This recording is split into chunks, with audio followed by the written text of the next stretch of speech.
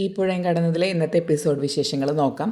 അങ്ങനെ വിനീതിനും നിളക്കുട്ടിക്കും രാധമ്മയ്ക്കൊക്കെ ഭക്ഷണം വിളമ്പിക്കൊടുക്കുകയാണ് ഗംഗ. അപ്പം ഭക്ഷണം കഴിക്കാൻ മടി കാണിക്കുന്ന നിളക്കുട്ടീനെ ഒരു ഗെയിമിലൂടെയാണ് വിനീത് ഭക്ഷണം കഴിപ്പിക്കുന്നത്. അതൊക്കെ കഴിയുമ്പോൾ രാധമ്മ പറയും, നിങ്ങൾ രണ്ടുപേരും വിവാഹം കഴിഞ്ഞതിന് ശേഷം എവിടെയും പോയിട്ടില്ലല്ലോ, നിങ്ങളൊന്ന് പുറത്ത് പോയിട്ട് വാ എന്ന് പറയും. അപ്പോൾ ആദ്യം രണ്ടുപേരും ഒത്തിരി മടി കാണിക്കും. അപ്പോൾ രാധമ്മ വിനീതിനോട് രഹസ്യമായിട്ട് പറയാണ്, നീ ഇങ്ങനെ മുല്ലപ്പൂവും ഹലുവയൊക്കെ പിടിച്ച് നടന്നാൽ മാത്രം പോരാ, നിങ്ങൾ തമ്മിൽ ആദ്യം അടുപ്പുണ്ടാക്കാൻ നോക്കുക, അതുകൊണ്ട് വേഗം പുറത്ത് പൊക്കോ എന്ന് പറയും. അങ്ങനെ വിനീത് ഒരുങ്ങാൻ വേണ്ടി പോവും. അങ്ങനെ ഒരുങ്ങിക്കൊണ്ടിരിക്കുമ്പോൾ നിളമോള് ഒരു സ്പ്രേ കൊടുന്നു കൊടുക്കും. എന്നിട്ട് പറയും, ഇത് അച്ഛൻ്റെ സ്പ്രേ ആണ്, അച്ഛൻ കൊടുന്ന സ്പ്രേ ആണ്, വിനീതേട്ടനൊന്ന് അടിച്ചു നോക്ക് എന്ന് പറയും. എന്നാൽ മോൾ തന്നെ എനിക്ക് അടിച്ചായോ എന്ന് പറഞ്ഞപ്പോൾ വിനീതിന് അവൾ തന്നെ സ്പ്രേ അടിച്ചു കൊടുക്കും. ഇതേ സമയം ഒന്ന് പുറത്തു പോകാൻ മടിച്ചിട്ട് നിൽക്കുകയാണ് നമ്മുടെ ഗംഗ.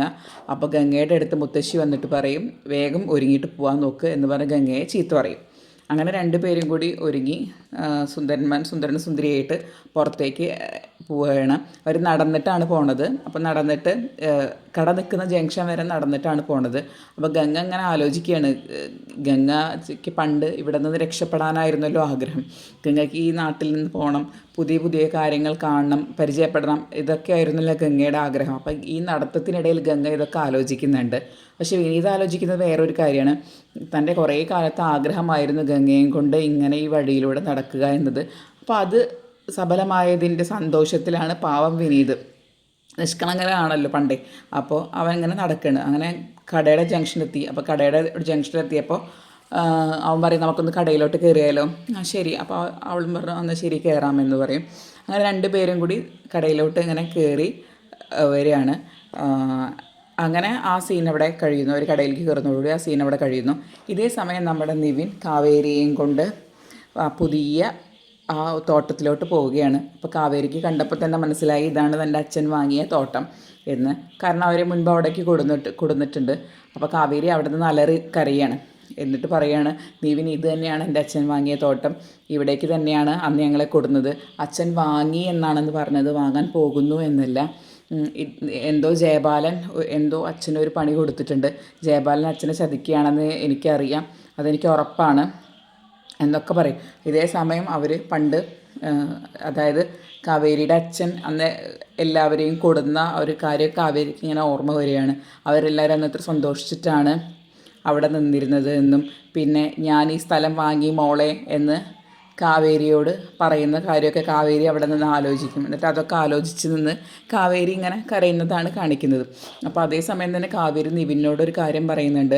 നിവിന് എന്ത് കാര്യം വന്നാലും ജയപാലനെ തന്നെ സപ്പോർട്ട് ചെയ്യാൻ പറ്റുള്ളൂ, കാരണം നിവിൻ്റെ അമ്മാവനാണ് ജയപാലൻ. അപ്പോൾ നിവിൻ ചോദിക്കും, അങ്ങനെയാണെച്ചെങ്കിൽ എനിക്ക് നിന്നെ ഇപ്പോൾ ഇങ്ങോട്ട് കൊണ്ടുവരേണ്ട ആവശ്യം ഉണ്ടായിരുന്നില്ലല്ലോ, ജയപാലൻ അങ്കിളിൻ്റെ ഗുഡ് ബുക്കിൽ തന്നെ കയറി നിന്നാൽ മതിയായിരുന്നല്ലോ.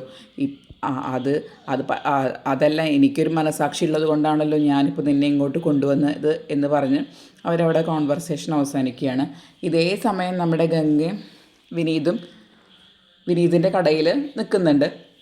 അപ്പോൾ വിനീത് ഗംഗയോട് പറയും, നീ ആ തയ്യൽ മെഷീനിലൊന്ന് കയറി നിന്ന് അതൊന്ന് വർക്ക് ചെയ്യിപ്പിക്കുമോ, എനിക്കതൊന്നൊരു ആഗ്രഹമുണ്ട്, നീ ഒന്ന് വർക്ക് ചെയ്യിപ്പിച്ച് കാണണം എന്ന് പറഞ്ഞ് വിനീത് ഗംഗയെ സോപ്പിടുകയാണ്. അപ്പോൾ ഗംഗ ശരി എന്ന് പറഞ്ഞ് മെഷീനിൽ കയറിയിരുന്ന് അകത്തൊന്ന് ഓടിപ്പിച്ച് നോക്കുകയാണ്.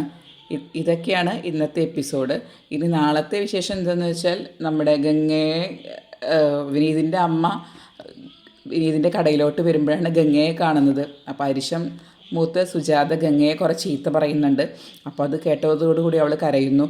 ഈ കരയുന്നതിനിടയ്ക്ക് അവളുടെ താലി പിടിച്ചിട്ട് പറയും, നീ എൻ്റെ മകനെ എന്നിൽ നിന്ന് നഷ്ടപ്പെടുത്തി, അവൻ്റെ താലി കഴുത്തിൽ വീണപ്പോൾ നീ വിജയിച്ചെന്നാണ് വിചാരിക്കുന്നത്, നിൻ്റെ താലി ഞാൻ എടുക്കാൻ പോവുകയാണെന്ന് പറഞ്ഞ് ഗംഗയുടെ താലി പിടിച്ച് വലിക്കാൻ നോക്കുന്നതാണ് നാളത്തെ എപ്പിസോഡ്. സീരിയൽ ലോകത്തെ വിശേഷങ്ങളും വാർത്തകളും നേരത്തെ അറിയാൻ ആദ്യം നിങ്ങൾ ഈ ചാനൽ സബ്സ്ക്രൈബ് ചെയ്യുക, അതിനുശേഷം ലൈക്ക് ചെയ്യുക.